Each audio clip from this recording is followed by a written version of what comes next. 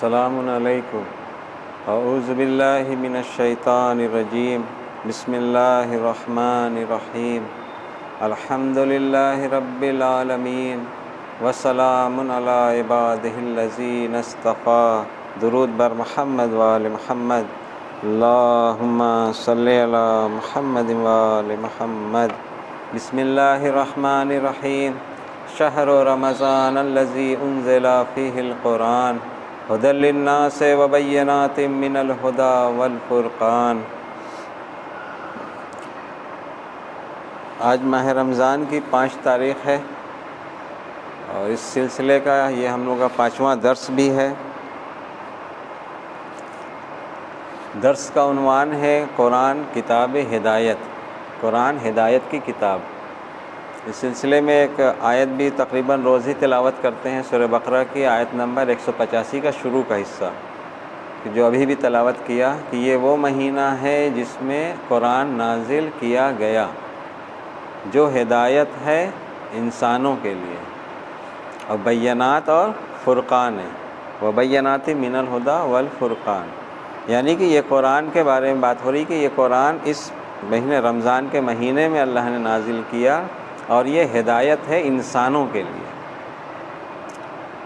تو اسی لیے عنوان بنا تھا ہم لوگ کا قرآن کتاب ہدایت، یعنی کہ قرآن یہ ہدایت کے لیے ہے، کہ جو اس آیت میں بھی ہے شہر رمضان الذی انزل فیہ القرآن ھدی للناس وبینات من الہدی والفرقان، جو انسانوں کے لیے ہدایت ہے اور بینات ہے اور حق و باطل میں فرق کرنے والی ہے۔ یعنی کہ کہیں بھی اگر بحث ہو رہی ہے حق و باطل کی تو قرآن کی اگر آیت سامنے رکھ دیا جائے تو وہ دودھ کا دودھ پانی کا پانی وہ کر دے گی۔ یہ قرآن کی آیت یہ ہوتی، یہ حیثیت رکھتی ہے اور یہ ہدایت ہے انسانوں کے لیے۔ اس سلسلے سے پھر ہم لوگوں نے سورہ فاتحہ سے شروع کیا تھا، 1-2 دن اس میں گیا تھا، پھر سورہ بقرہ شروع ہوئی۔ تو سورہ فاتحہ سے اب یہ قرآن کتاب ہدایت ہے، تو قرآن کی ایک ترتیب ہے، بسم اللہ ہے، سورہ حمد ہے، پھر اس میں 114 سورہ ہے، سب سے آخری سورہ جو ہے سورہ ناس ہے۔ تو یہ قرآن کی ترتیب بھی ہدایت کے لحاظ سے ہے، اگر اس کو غور کیا جائے گا تو یہ ہے کتابوں میں، یہ ہدایت کے حساب سے ترتیب ہے اس کی۔ اب جیسے سورہ حمد میں ہم لوگوں کو سکھایا جا رہا ہے، اللہ رسول اللہ صلی اللہ علیہ وسلم کے ذریعے سکھا رہا ہے کہ ہمیں شروعات کہاں سے کرنی ہے، تو ہمیں شروعات کرنی ہے اہدنا الصراط المستقیم سے، یعنی کہ ہمیں ہدایت طلب کرنا ہے اللہ سے، اور یہ قرآن خود میں بھی ہدایت ہے۔ ابھی سورہ بقرہ کی آیت بھی پڑھا، تو یہ ہدایت کس لیے چاہیے وہ بھی سورہ حمد میں ہے، ایاک نعبد، ہم تیری ہی عبادت کرتے ہیں یا کریں گے۔ تو اللہ کی جو عبادت، جیسے کہ نعبد عبادت سے لیتے ہیں، اس کو اصل میں بندگی سے دیکھنا چاہیے۔ بندگی کل ہم نے بتایا تھا کہ جب ایک غلام اپنے آقا کے حکم کی اطاعت کرتا ہے تو اس کو اس کا بندہ کہا جاتا ہے، کہ وہ اپنے آقا کا بندہ ہے، یعنی کہ وہ جو کہہ رہا ہے وہ یہ غلام کر رہا ہے، تو اسی کو بندگی کہتے ہیں۔ اسی سے عبادت بنی ہے، اسی سے معبود ہے، جس کے حکم کی اطاعت کی جائے وہ معبود ہوا۔ تو اس کا مین ہدف ہے اللہ کی بندگی۔ تو اب جب اللہ کی بندگی مین ہدف ہے اور یہ قرآن ہدایت کی کتاب ہے، تو اب ہمیں یہ کس چیز کی ہدایت کرے گی؟ یہ قرآن ہمیں ہدایت کرے گی کہ ہم اللہ کی بندگی سے باہر نہ ہو جائیں۔ ایک انسان ہر وقت اللہ کی بندگی میں اپنی زندگی گزارے، جو کہ اللہ کا راستہ ہے، صراط مستقیم اللہ کا راستہ ہے۔ قرآن میں ہے، آگے اور بھی جگہ آیتیں ہیں کہ اللہ جسے چاہتا ہے اپنے راستے کی ہدایت کرتا ہے، اپنے راستے کی، یعنی کہ صراط مستقیم کی ہدایت کرتا ہے۔ تو یہ تھوڑا سا اس پہ غور کرنا چاہیے کہ بندگی اور صراط مستقیم یہ دونوں کا ربط ہے۔ اگر صراط مستقیم نہیں رہے گا تو اللہ کی بندگی نہیں ہو پائے گی۔ پھر یہ سورہ حمد کا تھا، اس کے بعد پھر سورہ بقرہ شروع ہوئی۔ سورہ بقرہ میں بھی وہی ہدایت کی بات شروع ہوتی ہے کہ کہ الف لام میم ذالک الکتاب لا ریب فیہ ھدی للمتقین، یہ کتاب ہدایت تو ہے لیکن متقین کے لیے بتایا تھا۔ متقین ان کو کہا جائے گا بہت شارٹ میں کہ جو اپنے آپ کو بچانا چاہتے ہیں، مثلا کسی بھی طرح سے خطرات سے بچانا چاہتے ہیں، دنیا کا خطرہ ہو یا اخروی خطرات، اخروی خطرات سے جہنم، عذاب الہی، یہ سب، تو اس سے اگر کوئی بچانا چاہتا ہے تو یہ کتاب اسے ہدایت کرے گی۔ اور اس کی شرط بتائی گئی تھی کہ یہ ہدایت کرے گی تو یہ متقین کیسے ہوں گے؟ جو غیب پر ایمان رکھنے والے ہوں گے، وَيُقِيمُونَ الصَّلَاةَ وَمِمَّا رَزَقْنَاهُمْ يُنْفِقُونَ، اور صلاۃ کو قائم کرنے والے ہوں گے اور جو رزق اللہ نے دیا ہے اس میں سے انفاق کرنے والے ہوں گے، یہ ان کی پہچان ہے۔ جیسے ہدایت لینے کی بھی ایک وہ پہچان ہے کہ ہدایت کون لے گا، پھر قرآن میں ہدایت کسے اللہ دے گا اس کی بھی پہچان بتائی ہے کہ کسے اللہ ہدایت دے گا، دونوں چیز پہچان قرآن میں ہے کہ کون ہدایت لے سکتا ہے اور کسے اللہ ہدایت دے گا، دونوں طرح کے لوگوں کی پہچان بتائی گئی ہے۔ جیسے متقین کی پہچان بتائی گئی الذین یؤمنون بالغیب ویقیمون الصلاۃ ومما رزقناہم ينفقون، یہاں تک مطلب بہت چھوٹا سا ہے یہ تعارف، اس کے بعد بھی ہے والذین یؤمنون بما انزل الیک، یعنی کہ رسول اللہ پر جو نازل ہوا ہے اس کو مانتے ہیں، اور وما انزل من قبلک، اور ان سے پہلے جو نازل ہوا ہے، یعنی کہ جو کتاب یا صحیفہ جو بھی چیز نازل ہوا ہے اس پہ ایمان رکھتے ہیں۔ کون؟ یہ متقین، جن کو ہدایت میں اللہ اور اضافہ کرے گا۔ اور آخری ان کی خصوصیت کیا ہے؟ وَبِالْآخِرَةِ هُمْ يُوقِنُونَ، وہ آخرت پر یقین رکھتے ہیں، ایمان نہیں، یقین رکھتے ہیں۔ ایمان اور یقین میں کتنا فرق ہے وہ ابھی آیت میں آئے گا۔ جو منافق ہیں، منافق یہی کہتے ہیں کہ ہم ایمان تو رکھتے ہیں، آگے بھی آئے 7 کے بعد جو 8 نمبر شروع کیا تھا ہم نے کہ 8 سے پڑھیں گے، تو 1 سے لے کے 7 تک متقین اور جو کفر کرتے ہیں ان کا تذکرہ تھا سورہ بقرہ میں، اس کے بعد 8 سے لے کے 18 اس کے تھوڑا سا اور آگے تک بھی یہ منافق کا تذکرہ ہے کہ منافق کیسے ہوتے ہیں۔ کافر تو وہ ہو گئے جنہوں نے ان سب باتوں کا انکار کر دیا۔ مثلاً ایک کتاب ہدایت ہے متقین کے لیے جو غیب پر ایمان رکھتے ہیں، جو کہہ رہے کہ نہیں یہ کیسے ہو سکتا ہے کہ جو غیب پر ایمان لے اسی کو قرآن ہدایت کرے، یہ وہ بحث میں پڑا رہے گا خالی، مطلب جو ہدایت کا سلسلہ جو بتایا جا رہا ہے اس پہ ایمان نہیں لا رہا ہے۔ مثلا رسول اللہ پر یہ ہے کہ والذین یؤمنون بما انزل الیک، اور وہ اس پر ایمان لاتا ہے جو آپ پر نازل کیا گیا، تو یہ قرآن رسول اللہ پر ہی تو نازل ہوئی ہے، تو اس پہ ایمان لایا۔ اگر اس پہ ایمان نہیں لایا تو وہ ہدایت نہیں پا سکے، کیونکہ اس کے پاس اب ہدایت کا کوئی منبع نہیں بچا ہے، وہ صرف گمراہی میں اپنے اس میں بھٹکتا رہے گا بس۔ اس کے ساتھ ساتھ اس پہ بھی ایمان لانا ہے جو رسول اللہ کے پہلے نازل ہوا ہے، جیسے صحف ابراہیم و موسیٰ، توریت، انجیل، زبور، سب کتابیں، سب پر ایمان لانا پڑے گا۔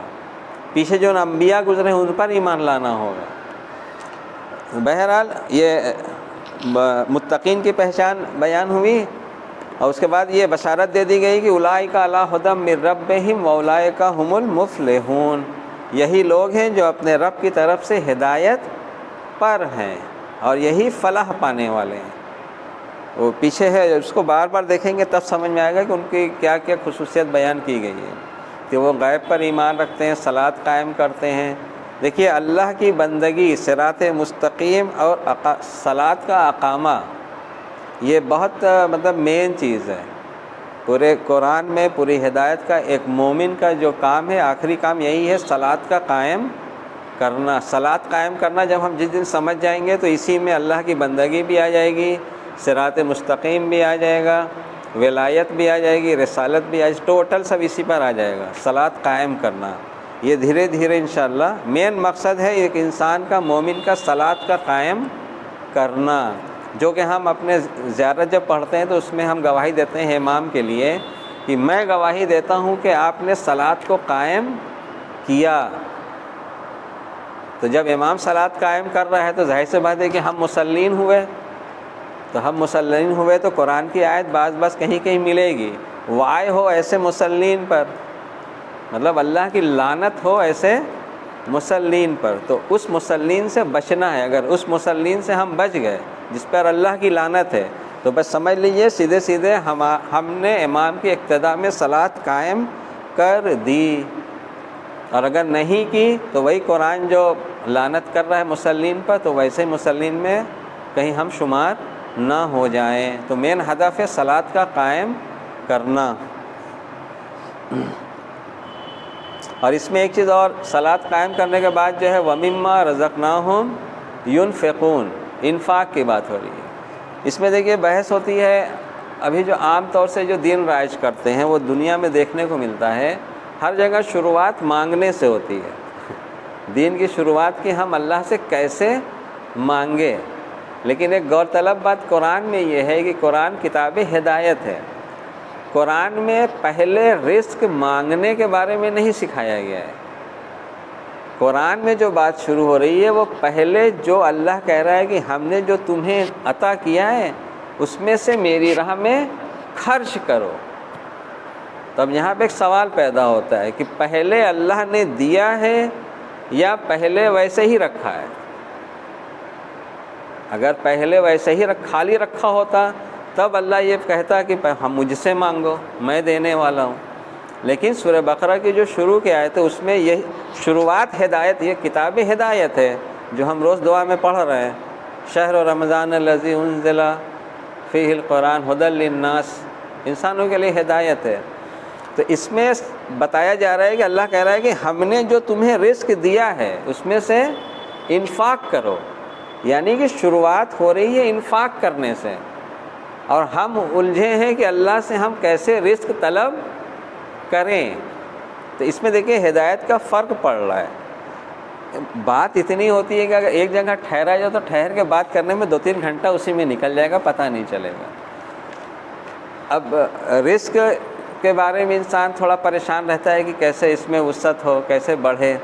پچھلے سال کا یاد ہوگا جب ہم نے پڑھا تھا تو ایک بات ہم نے کل بتائی تھی کہ سورہ بقرہ میں جو باتیں ہیں یہ غالباً پورے قرآن، ویسے سورہ حمد کے لیے کہا جاتا ہے کہ سورہ حمد میں وہ باتیں ہیں جو پوری قرآن میں، اسی طرح سورہ بقرہ میں وہ باتیں ہیں جو پوری قرآن میں ہیں۔ فرق سورہ حمد اور سورہ بقرہ کا اتنا ہے کہ سورہ حمد میں وہ ضلالت اور گمراہی کے طور پہ بیان ہوا ہے، لیکن سورہ بقرہ میں ایک شارٹ سمری، جیسے چھوٹی سمری کہا جاتا ہے، چھوٹے میں ہر بات کو، جیسے سورہ مائدہ کے بات ہے کھانے پینے کی بات تھوڑا وسیع پر ہے، تو آپ کو سورہ بقرہ میں وہ چھوٹے میں مل جائے گا۔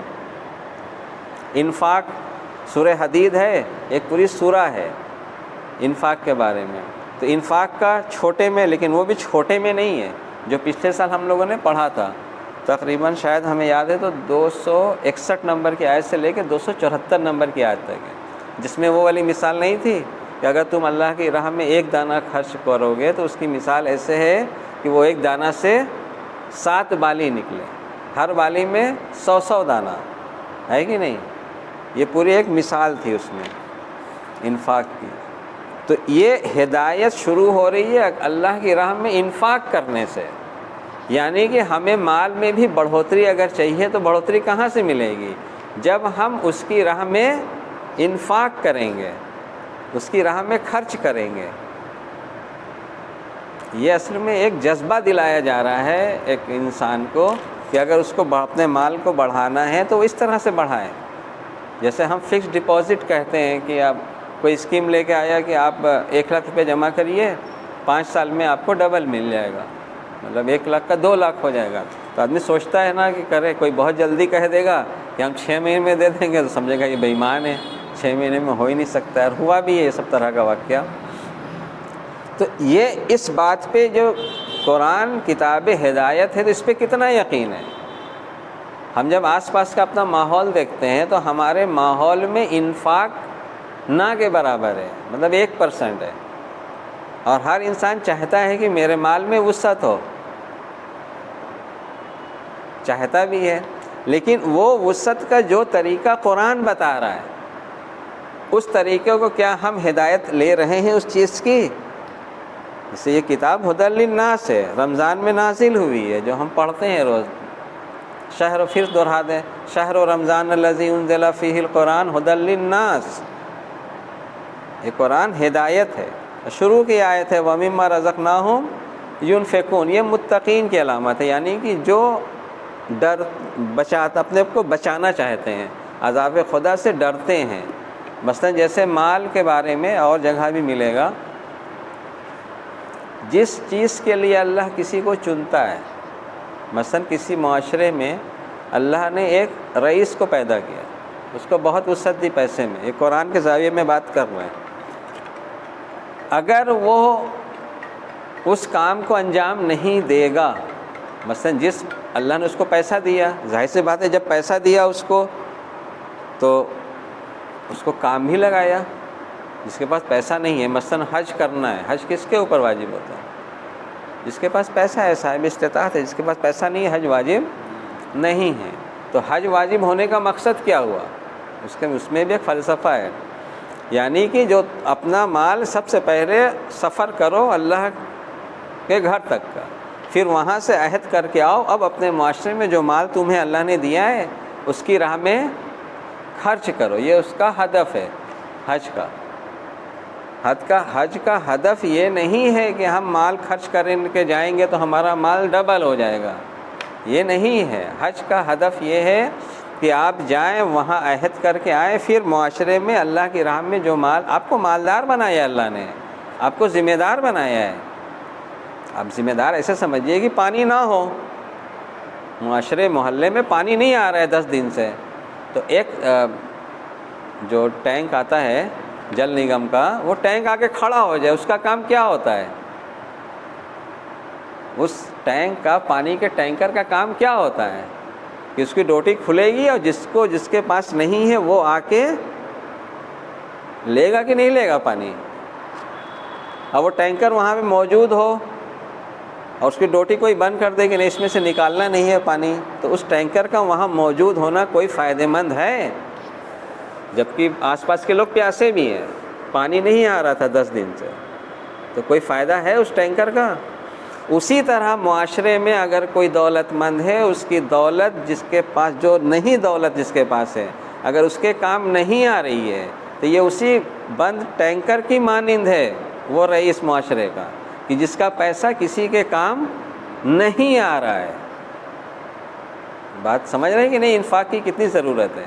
تو اللہ نے وہ مالدار بنایا ہے، تو آپ کو مالدار بنایا ہے کہ جس کے پاس نہیں ہے اس ضرورت مند تک آپ اس کو پہنچائیں۔ صدقہ کے نام پر 4 آنا 8 آنا 1 روپے 10 روپے کی بات نہیں ہو رہی ہے یہاں پہ بات ہو رہی ہے اگر کوئی کاروبار میں پست ہو گیا ہے تو اس کا کاروبار، مالدار کی یہ ذمہ داری ہے معاشرے کے کہ اس کے کاروبار کو آگے بڑھائے، مطلب اس کو ایسا کرے کہ وہ کاروبار کرنے کے لائق ہو جائے۔ انفاق کا مطلب یہ نہیں ہے کہ اللہ کہہ رہا ہے کہ ہم نے جو تمہیں رزق دیا ہے اس میں سے انفاق کرو، مطلب کسی کو 100 روپے دے دیا، کسی کو 1000 دے دیا، تو یہ انفاق نہیں آتا ہے۔ ہاں ایک ضرورت مند ہے، آپ نے تھوڑا سا کر دیا ٹھیک ہے، لیکن عمل کے اس میں آئیں گے تو قرآن کی آیت ہے کہ تم دوسرے کے لیے وہی پسند کرو جو خود کے لیے پسند کرتے ہو۔ مثلا اگر میرا کاروبار خراب ہے تو میں، اگر آپ مالدار ہیں، آپ کے پاس آئیں کہ تھوڑا سا میری ہیلپ کر دیجئے، تو ہم کتنا چاہیں گے؟ مثلا اتنا تو چاہیں گے کم سے کم کہ میرا کاروبار چلنے لگے، مثلا 1 لاکھ 2 لاکھ کچھ تو چاہیں گے نا۔ مثلا ہمارے پاس کارخانہ نہیں ہے، مشین نہیں ہے، چھوٹی سی مشین لینا ہے 1 لاکھ 1.5 لاکھ لگے، اتنا تو چاہیں گے نا۔ تو جب سامنے والا اگر کوئی آ رہا ہے کہ میرا کاروبار خراب ہو گیا ہے تو ہمارے اوپر بھی ہے کہ ہم اتنا تو کریں کہ اس کا کاروبار رننگ ہو جائے، یہ نہیں کہ وہ ایک ٹائم کا بس کھانا کھا لے، ایسے نہیں ہے۔ جو ایسے بھی معاشرے میں ہوتے ہیں جو کچھ نہیں کر پاتے ہیں، جن کو پتہ ہے کہ یہ کام چور ہے، قرآن میں پورا دستور ہے زندگی کا، کام چور ہے، تو کام چور ان کو یہ کہے کہ معاشرہ چھوڑ نہیں سکتا ہے کہ یہ کام چور ہے۔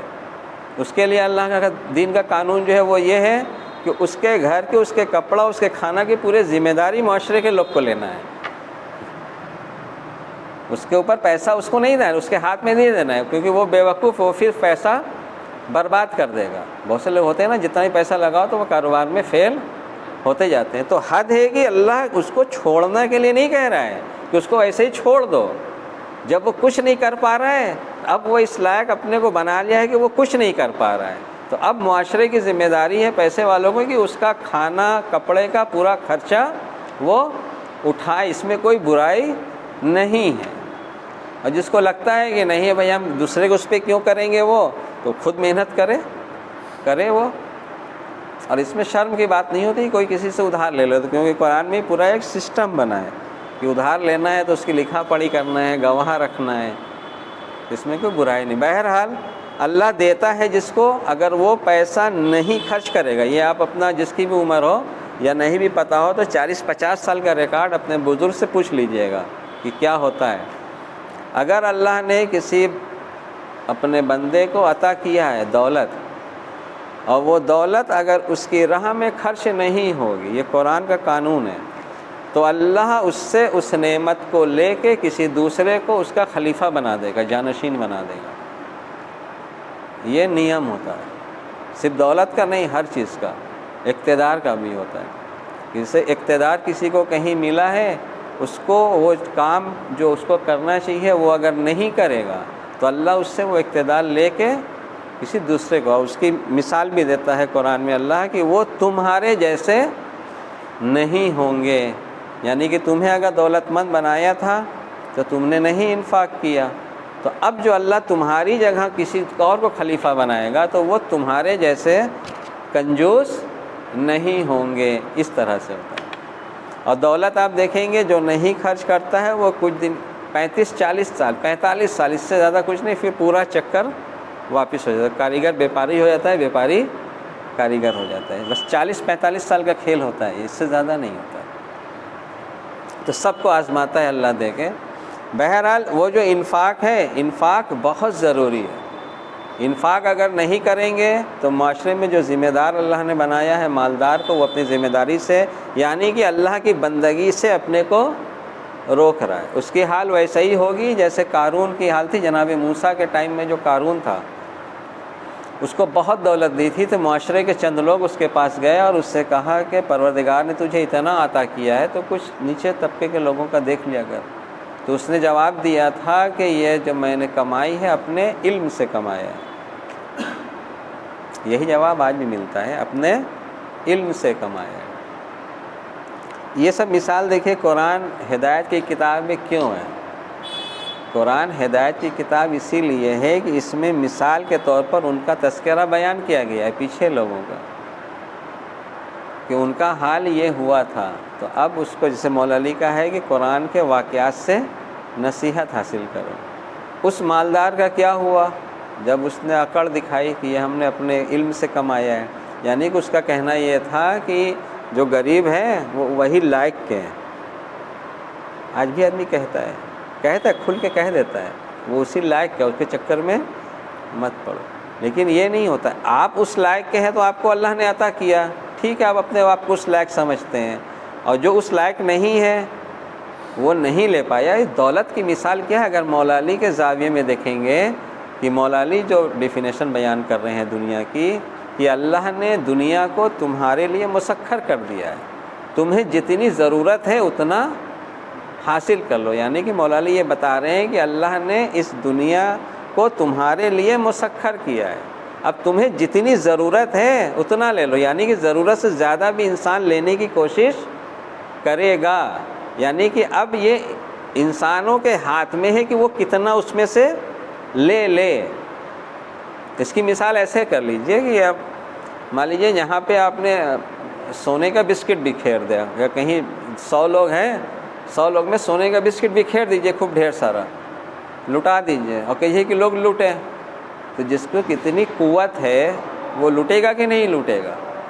بہت جینوئن مثال ہے، اگر پہنچ پائے تو پہنچ جائیے گا آپ لوگ۔ مثلا اگر کوئی کم طاقت والا ہے، اگر اپنے ہاتھ میں 10 بسکٹ لیے بھی رہے گا تو زیادہ طاقت والا اس کی مٹھی کھول کے چھین بھی سکتا ہے۔ چھین سکتا ہے کہ نہیں چھین سکتا ہے؟ چھین لے گا کہ نہیں؟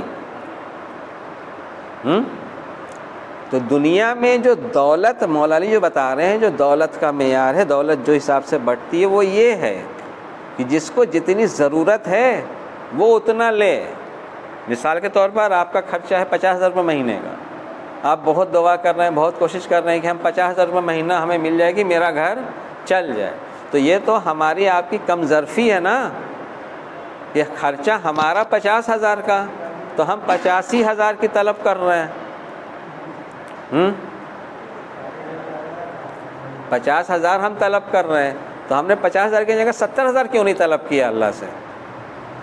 کہ 50,000 ہمارا خرچہ ہے، 20,000 میں ہم کسی اور کا کریں گے۔ تو ہمارے طلب کرنے میں ہی ہماری کمظرفی جھلک رہی ہے۔ تنگ دلی تو ہمارے طلب کرنے میں ہی جھلک رہی ہے کہ اگر ہمیں 50,000 روپے مہینے کی ضرورت ہے تو ہم اللہ سے 85,000 مانگ رہے ہیں، تو ہم نے ذمہ دار کہاں لی؟ ہم انفاق ہم کہاں سے کریں گے؟ بات انفاق پہ ہو رہی تھی۔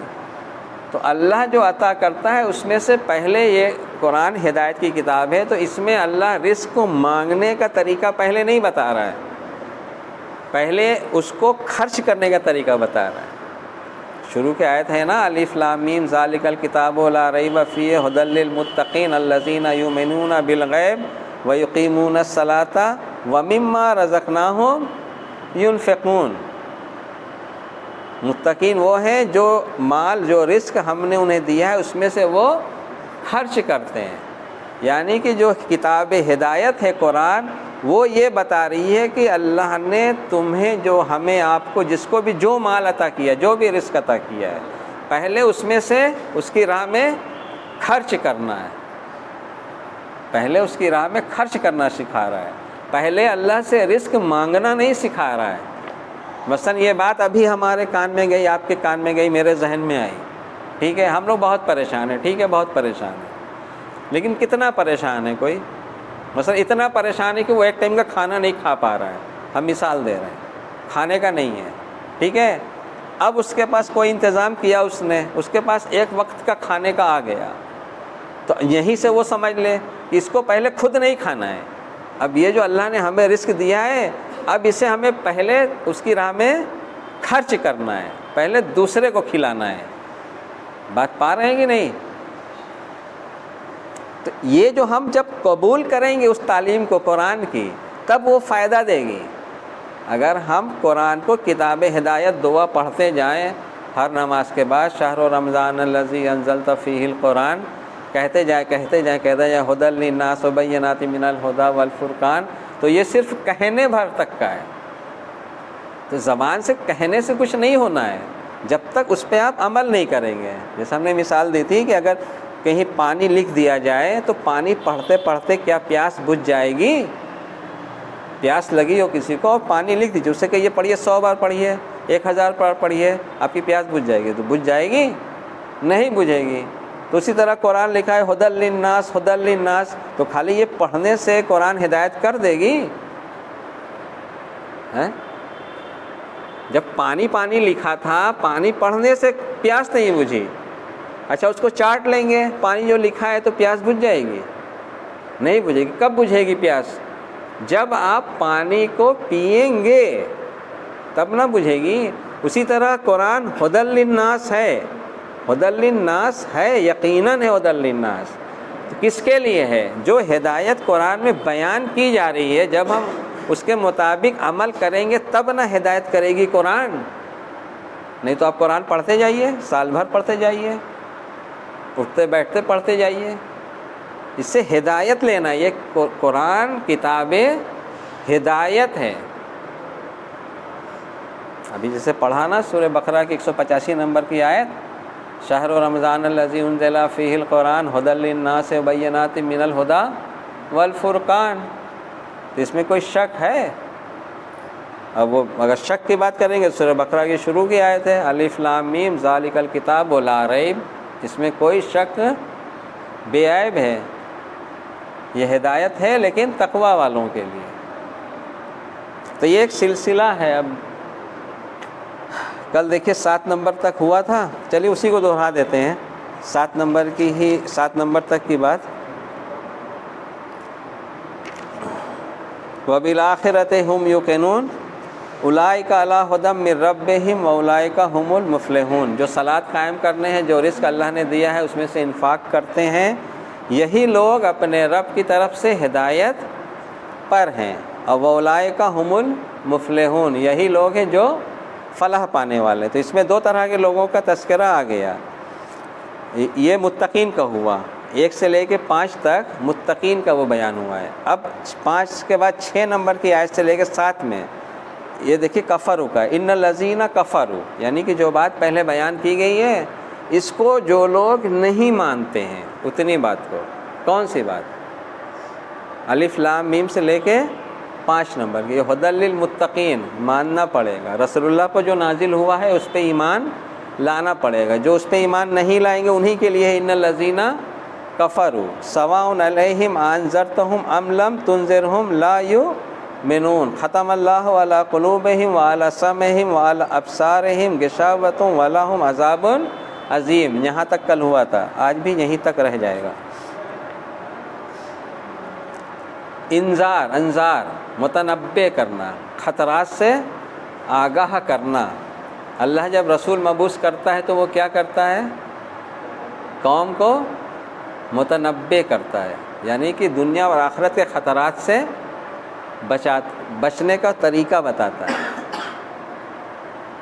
تو جو ایسے لوگ ہوتے ہیں جو جیسے ہدایت کی جو بات بتائی جا رہی ہے کہ جو اللہ نے رزق دیا ہے اس میں سے انفاق کرو، صلاۃ قائم کرو، یہ سب بات نہیں کرتا ہے، تو ان کے لیے اللہ تعالیٰ کہہ رہا ہے کہ ان کو آپ متنبع کریں نہ کریں، ان کے اوپر کوئی فرق پڑنے والا نہیں ہے، یہ ماننے والے نہیں ہیں۔ کیوں نہیں ماننے والے؟ ختم اللہ علی قلوبہم، ان کے قلوب پر، ان کے سماعت پر مطلب تالے لگے ہیں، ان کی آنکھ پر پردہ پڑا ہے، یعنی کہ جو باتیں سب کہی جا رہی ہیں وہ سماعت کر، کان ہے لیکن سنتے نہیں ہیں۔ آگے اس میں آئے گا۔